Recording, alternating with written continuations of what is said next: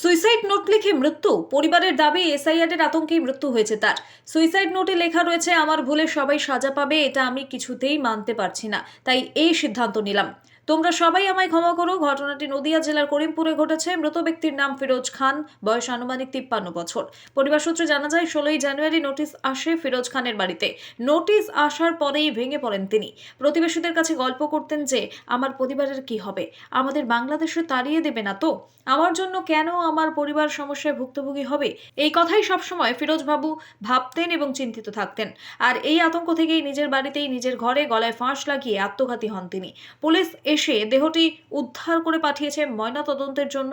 তবে ফিরোজ খানের মৃত্যুতে পরিবারে নেমে এসেছে শোকের ছায়া। প্রসঙ্গত, রাজ্যে এসআইআর চালু হওয়ার পর থেকেই একের পর এক মৃত্যুর খবর পাওয়া যায়, কখনো বিএলও তো কখনো সাধারণ মানুষ। আর এবার সুইসাইড নোট লিখে আত্মঘাতীর ঘটনা সামনে আসতেই এলাকায় শোরগোল পড়ল। অন্যদিকে আবারও প্রশ্নের মুখে নির্বাচন কমিশন। তবে আদৌ কি এসআইআর আতঙ্কে মৃত্যু, নাকি রয়েছে অন্য কোনো কারণ, তার তদন্ত করে দেখছে পুলিশ। হচ্ছে যে এই যে এসআইয়ের কাগজ নিয়ে বারবার হেনস্থা করা হচ্ছে, তাই ও এটা সহ্য করতে পারছে না যে আমার পরিবার তাহলে কি বাংলাদেশ পাঠিয়ে দেবে বা না ডিটেনশন ক্যাম্পে করবে। তাই ওটা সহ্য না করতে পারে ও নিজে গলা দৌড় দিয়েছে। এই জন্য তো তাই না, ও খালি এসআইয়ের জন্য প্রত্যেক দিন একই কথা বলতে, এসআইকে আমাকে জেলখানায় ঢোকাবে বা আমাকে বাংলাদেশ তাড়িয়ে দেবে, এইটাই ও বেশি ভুগত। এই ভোগার কারণেই ও নিজে নিজে আমরা চাচ্ছি এর একটা ব্যবস্থা হোক, যে ওর পরিবারের যে যে কেউ নেই, একটা মেয়ে আর ওর বউ, ও গরিব মানুষ, তার সঙ্গে যে সরকার যদি কিছু আর্থিক সাহায্য যদি করতে পারে তাহলে আমরা খুব ইয়ে হয়। ঘটনা হলো, আমার কাকিমার এসআইআর এর নোটিশ এসেছিল হিয়ারিংয়ের, সেটা 16 তারিখে। ওই নোটিশ আসার দিন থেকেই খুব আমার কাকা, ওই ছোটো কাকা প্রচণ্ড টেনশনে ভুগছিল যে কী হবে, জেল হয়ে যাবে, কি হয়ে যাবে।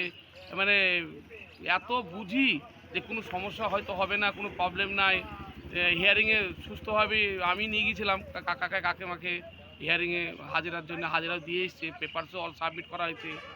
তাহলে এই আতঙ্কটা ওনার মাথায় থেকে যাচ্ছে না। হ্যাঁ, এই এসআইআর এর আতঙ্ক ওনার মাথায় থেকে যাচ্ছে। এসআইআর এ হয়তো বাংলাদেশ পাঠিয়ে দেবে, জেল হয়ে যাবে, এর জন্য আমাদের ফ্যামিলি হয়তো আস্তে আস্তে সবাইকে টানবে।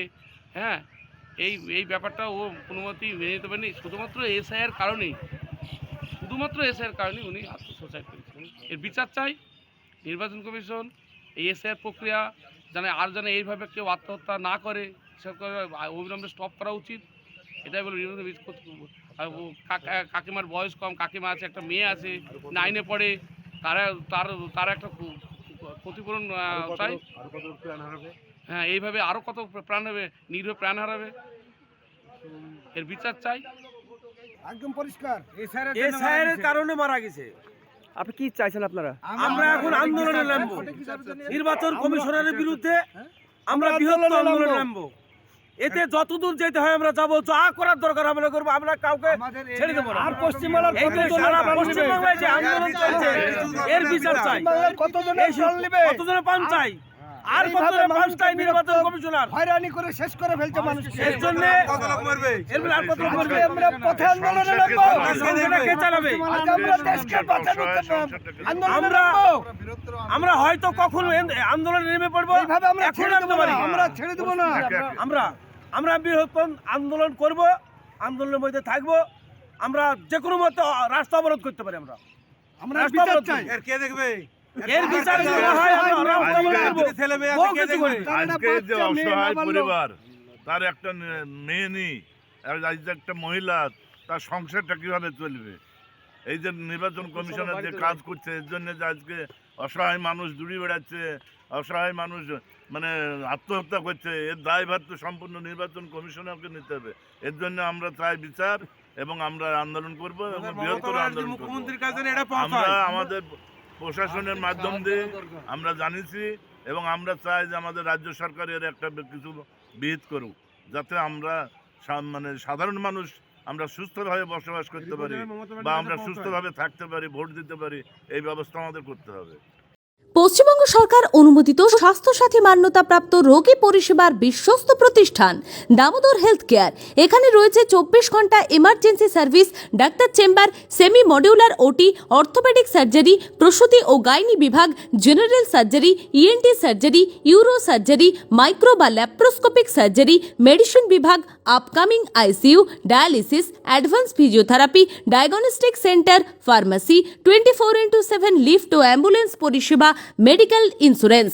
আমাদের ঠিকানা মিল মোড়, কোতুলপুর, বাঁকুড়া। মোবাইল নাম্বার 9475240280 অথবা 9475240290 অথবা 9647180100।